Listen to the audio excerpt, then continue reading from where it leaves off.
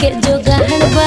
अरे बाबू सुना ना, अरे हमारा जवानी के कहानी बड़ी लंबा बा।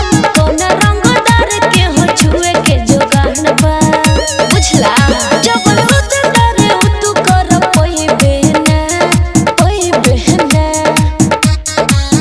अपना यारवा के खुशी का के जाइबे ना, तो भातारा के सुख कभी पाइबे ना। अपना यारवा के खुश का के जाइबे ना, तो भातारा के सुख कभी पाइबे ना। तो भातारा के सुख कभी पाइबे ना। देखा ढेर मत बोला।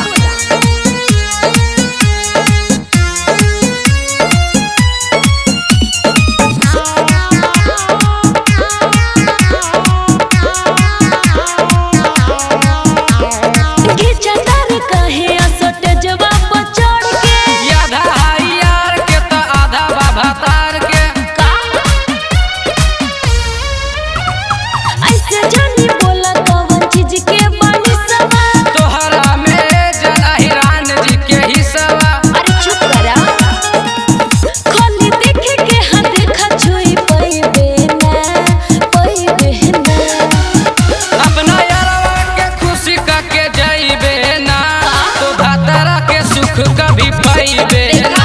अपना यारवा के खुश का के जाइबे ना, तो भातारा के सुख कभी पाइबे ना। तो भातारा के सुख कभी पाइबे ना। ओहो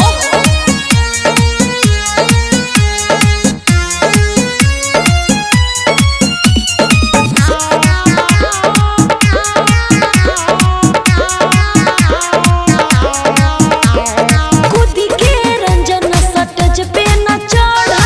तोरा खातिर मार हो नवादा के शहर में। अच्छा ऐसन बात बता।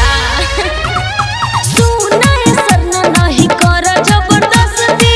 हमारे ही नाम से ही लेला आरा बसती। ढेर हवा मार सुना बाबू तू तो मजा मारे पाइबे ना, पाइबे ना। का बुझला। अपना यारवा के खुशी का के जाइबे ना, तो भातारा के सुख कभी पाइबे ना। अपना यारवा के खुश का के जाइबे ना, तो भातारा के सुख कभी